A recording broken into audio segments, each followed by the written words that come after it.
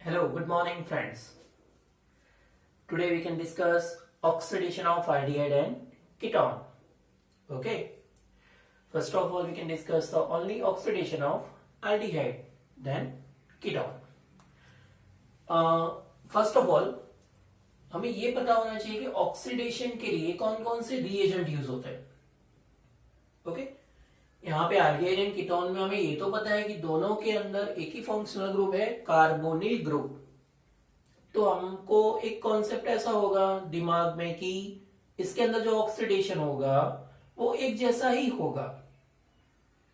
लेकिन ये जो अपना दिमाग है उसको ये बता दो कि aldehyde एंड कीटोन का जो ऑक्सीडेशन है उन दोनों की प्रोसेस अलग अलग है, लेकिन जो फाइनल प्रोडक्ट है वो दोनों में सेम है. ओके तो देखते हैं पहले ऑक्सीडेशन ऑफ aldehyde. तो उसके लिए पहले रीएजेंट कौन से होंगे, मतलब ऑक्सीडेशन के लिए रीएजेंट कौन कौन से होंगे. तो रीएजेंट फर्स्ट है अल्कलाइन KMnO4, मतलब अल्कलाइन पोटेशियम परमैंगनेट. सेकंड है एसिडिक K2Cr2O7, एसिडिक K2Cr2O7. और थर्ड रिएजेंट है HNO3. मतलब आप इन तीन में से कोई भी एक कैटालिस्ट ऑक्सीडाइजिंग एजेंट के फॉर्म में यूज कर सकते हो, जिससे aldehyde जो है वो कन्वर्ट होगा करस्पॉन्डिंग कार्बोक्सिलिक एसिड में. ओके तो इसकी जनरल रिएक्शन कुछ ऐसी है, RC≡OH.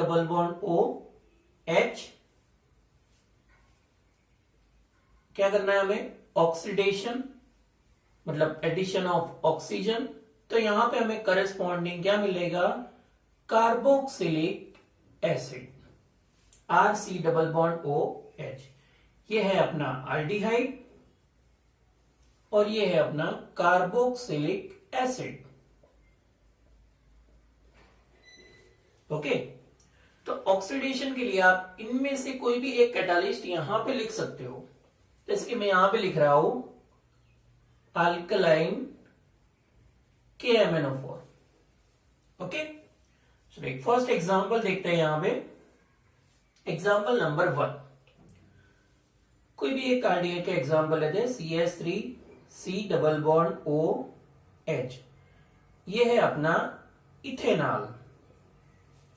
इथेनॉल का ऑक्सीडेशन करना है, इनमें से कोई भी एक रिएजेंट, ऑक्सीडाइजिंग रिएजेंट आप यूज कर सकते हो. मैं यहां पे अब लिख रहा हूं एसिडिक K2Cr2O7.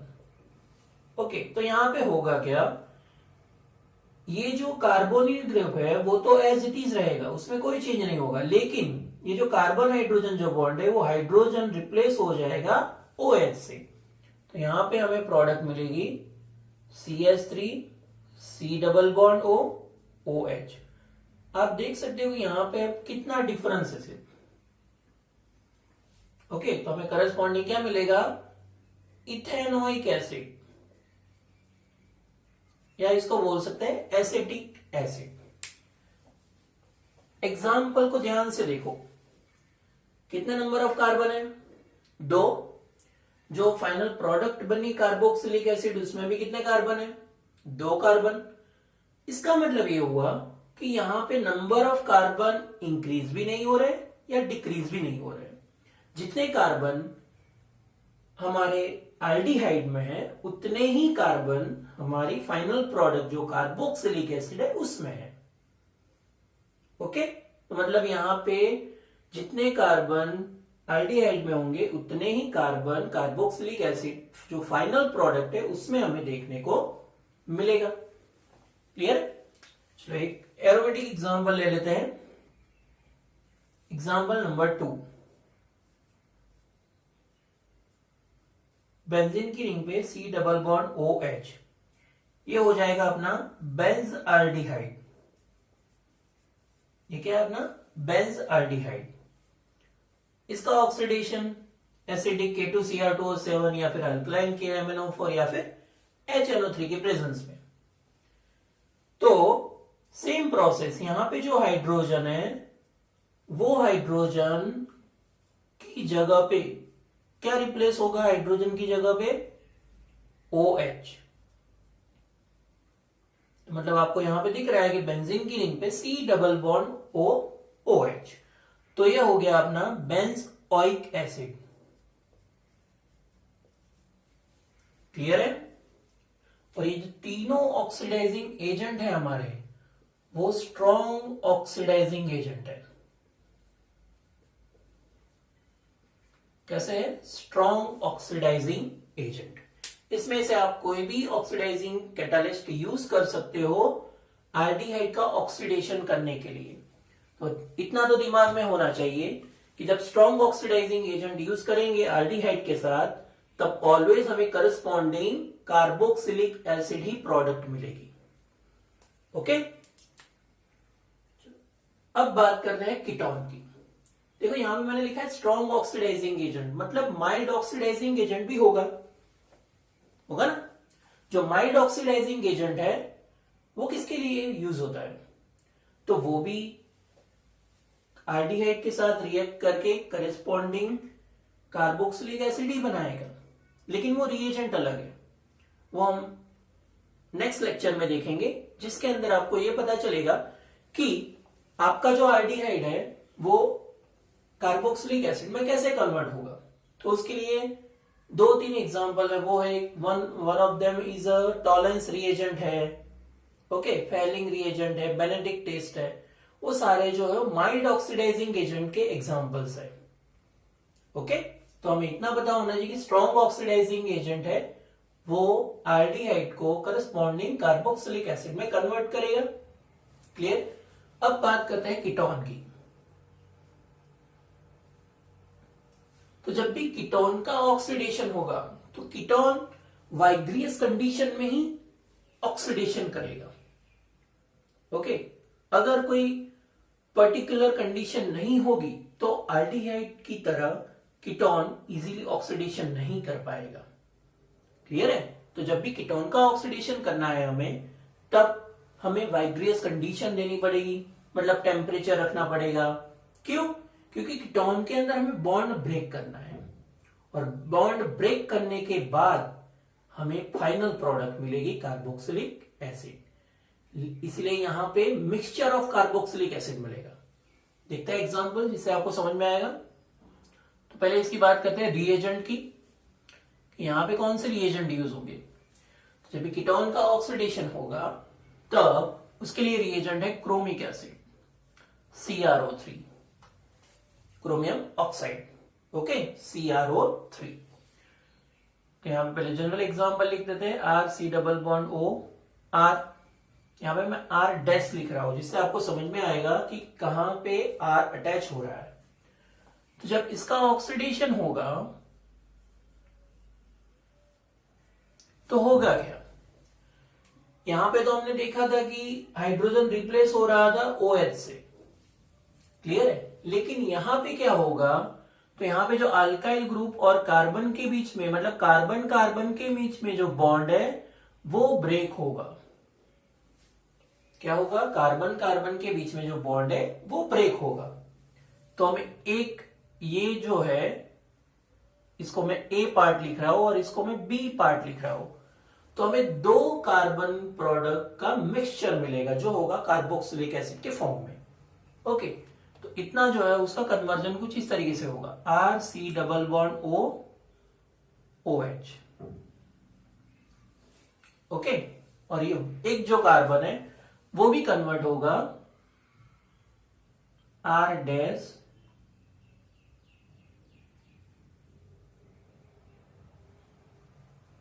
नहीं लिखते, यहां पे हम R ही लिखते, तो यहां पे होगा RC double bond OH। Okay, मतलब यहां पे एक फुल्ली प्रोडक्ट जनरेट हो जाएगी। क्लियर है? इसको हम ऐसे भी नहीं लिख सकते, ऐसे नहीं लिखना हो तो यहां पे हम इसका फर्दर ऑक्सीडेशन होगा तो यहां पे हमें प्रोडक्ट मिलेगी CO2 plus H2O। Okay, example देखेंगे तो आपको समझ में आ जाएगा। Example number 1, CH3 C double bond O CH3, ये क्या है अपना एसीटोन, या फिर इसको बोल सकते हैं प्रोपेनॉन। ओके, तो प्रोपेनॉन का जब ऑक्सीडेशन होगा CrO3 की प्रेजेंस में, CrO3 जो है स्ट्रॉन्ग ऑक्सीडाइजिंग एजेंट है। ओके, तो जब इसके साथ ऑक्सीडेशन होगा, अब यहां से बॉन्ड ब्रेक होगा, तो ये 2 कार्बन की प्रोडक्ट मिलेगी कार्बोक्सिलिक एसिड के फॉर्म में। तो एक हमें प्रोडक्ट मिलेगी इथेनोइक एसिड। क्या प्रोडक्ट मिलेगी? Ethanoic acid. ओके, सेकंड जो प्रोडक्ट है, ये जो CH3 है, वो CH3 कन्वर्ट होगा, एक ही कार्बन है यहां पे, तो एक कार्बन का जो कार्बोक्सिलिक एसिड है वो प्रोडक्ट जनरेट होगी HCOOH। ओके, जिसको हम बोलेंगे मिथेनोइक एसिड। क्या बोलेंगे? Methanoic acid. ओके, और जो मिथेनोइक एसिड है उसका जो फर्दर ऑक्सीडेशन होगा, उसके अंदर हमें CO2 प्लस H2O प्रोडक्ट मिलेगी। कौन सी प्रोडक्ट मिलेगी? CO2 and H2O। क्लियर है? तो ये जो कीटोन है वो कीटोन कैसा है? Symmetrical ketone.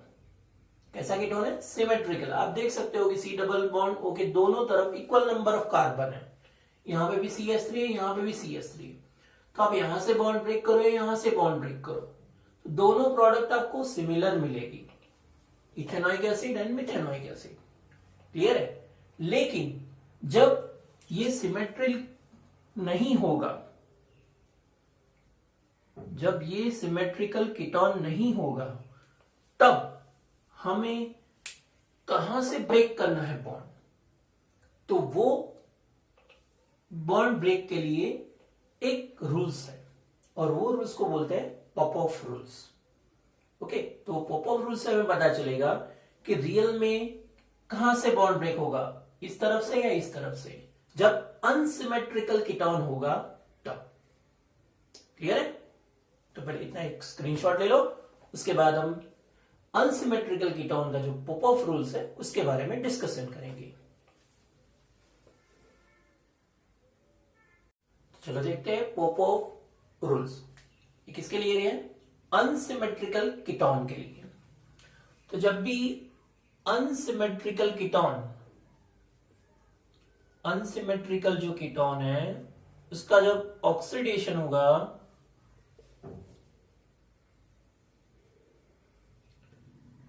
वेट किसके साथ ऑक्सीडेशन होगा? कॉन्सेंट्रेट HNO3 के साथ। किसके साथ? कॉन्सेंट्रेट HNO3 के साथ। तो जब अनसिमेट्रिकल कीटोन का ऑक्सीडेशन कॉन्सेंट्रेट HNO3 के साथ होगा, तब is the keto group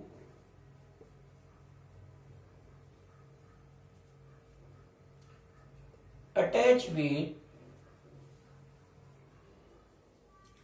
smaller alkyl group is the main product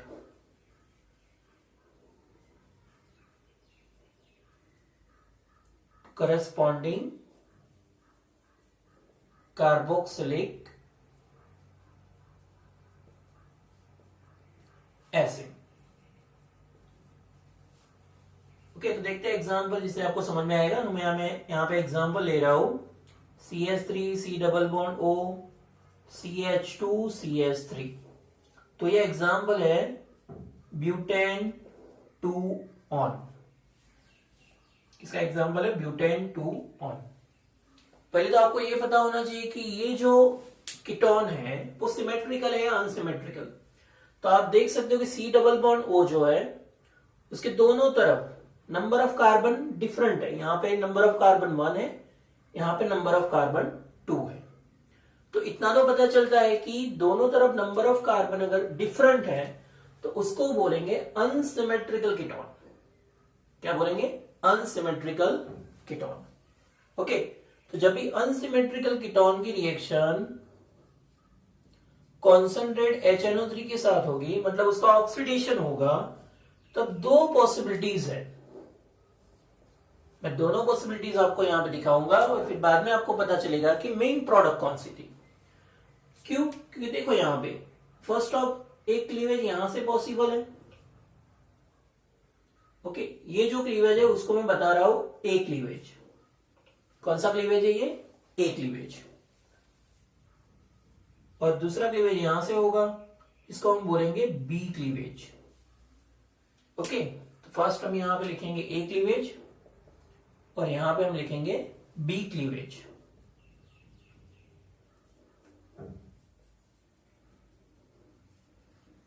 चलो, ए क्लीवेज होगा तो यहां पे नंबर ऑफ कार्बन कितना है? 2। तो 2 कार्बन का करेस्पॉन्डिंग कार्बोक्सिलिक एसिड कौन सा होगा? Ethanoic acid. यहां पे मैं लिख रहा हूं CH3C double bond OH। Okay, और यहां पे भी नंबर ऑफ कार्बन कितना है? 2 कार्बन, तो उसका भी करस्पॉन्डिंग कार्बोक्सिलिक एसिड कौन सा होगा? CH3C double OH। मतलब यहां पे आपको मिक्सचर मिलेगा इथेनोइक एसिड का, जब ए क्लीवेज होगा तब। क्लियर है? अब बात करते हैं बी क्लीवेज की। तो बी क्लीवेज होगा तब यहां पे नंबर ऑफ कार्बन कितने हैं? 1 कार्बन।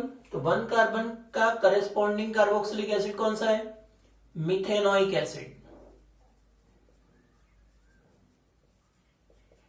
ओके, और यहां पे अब कितने कार्बन हो जाएंगे? 3 कार्बन। तो 3 कार्बन का corresponding carboxylic acid CH3CH2C double OH, मतलब प्रोपेनोइक एसिड। अब ए क्लीवेज वाली प्रोडक्ट मेन प्रोडक्ट है या फिर बी क्लीवेज वाली प्रोडक्ट मेन प्रोडक्ट है, वो पता करना है। तो यहां पे हमने क्या लिखा है? Unsymmetrical ketone is oxidation with concentrate HNO3, the keto group attach with smaller alkyl group. Keto group कहां पे अटैच होना चाहिए? स्मॉलर अल्काइल ग्रुप के साथ। और उसके बाद जो क्लीवेज होगा तो वो क्लीवेज हमारा कैसा होगा? मेन प्रोडक्ट का।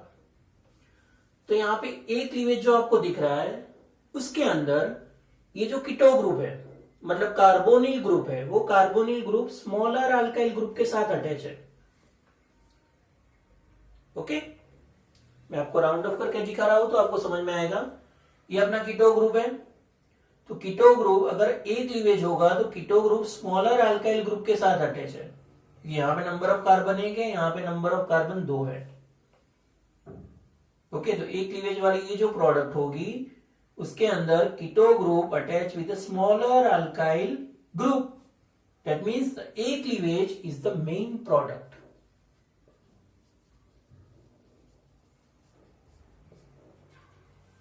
ए क्लीवेज कैसी होगी? Main product. तो सर बी क्लीवेज में क्या होगा? तो बी क्लीवेज करेंगे तब जो कीटो ग्रुप है वो लार्ज अल्काइल ग्रुप के साथ अटैच है। यहां पे नंबर ऑफ कार्बन कितने हैं? 2, मतलब ये इथाइल है। और अगर यहां से क्लीवेज होता है ए क्लीवेज तो मिथाइल के साथ ही कीटो ग्रुप अटैच होता है। लेकिन बी क्लीवेज हो रहा है उस टाइम पे जो लार्ज अल्काइल ग्रुप है वो कीटो ग्रुप के साथ अटैच है। तो ये जो प्रोडक्ट है वो कौन सी है? Propanoic acid. इसीलिए जो बी क्लीवेज है वो कैसी होगी? Minor product.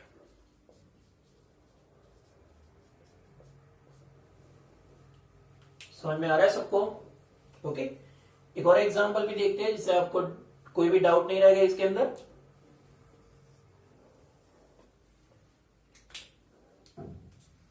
एक और example, CH3 CH2 CH2 C double O CH3, क्या नहीं होगा इसका? Pentane 2 on. इसका ऑक्सीडेशन करना है, यहां पे आप कॉन्सेंट्रेटेड HNO3 भी लिख सकते हो। ओके, इस यहां पे पता करते हैं कि क्लीवेज कहां कहां से हो सकता है। तो पहले हमें क्लीवेज यहां से करते हैं, तो ये हो जाएगा अपना ए क्लीवेज। क्लीवेज का आप कुछ भी नाम दे सकते हो, एक्स वाई भी, कुछ भी, उसमें कोई प्रॉब्लम नहीं है। ओके, जब ए क्लीवेज होगा तो प्रोडक्ट कौन कौन सी मिलेगी, तो यहां पर देखो 1 2 3 4, 4 कार्बन का करेस्पॉन्डिंग कार्बोक्सिलिक एसिड क्या होगा, तो वो होगा ब्यूटेनोइक एसिड,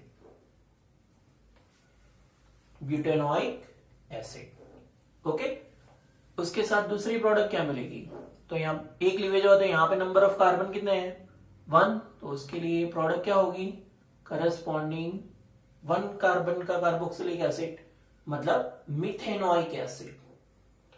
ओके, तो ये हो गया अपना ए क्लीवेज।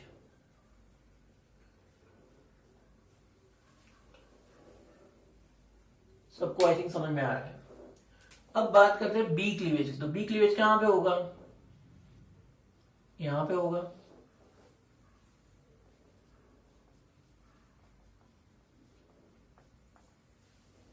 ओके, तो बी क्लीवेज में आप देख सकते हो, क्लीवेज कहां से करना है ये आपको मैं बता दूं, कार्बोनिल जो ग्रुप है उसके दोनों तरफ से क्लीवेज करना है, जब अनसिमेट्रिकल कीटोन होगा तब। फर्स्ट ऑफ ऑल हमने ये क्लीवेज किया तो 2 प्रोडक्ट मिली, butanoic acid and methanoic acid. अब बी क्लीवेज करके देखते हैं, तो यहां पे कितने कार्बन है,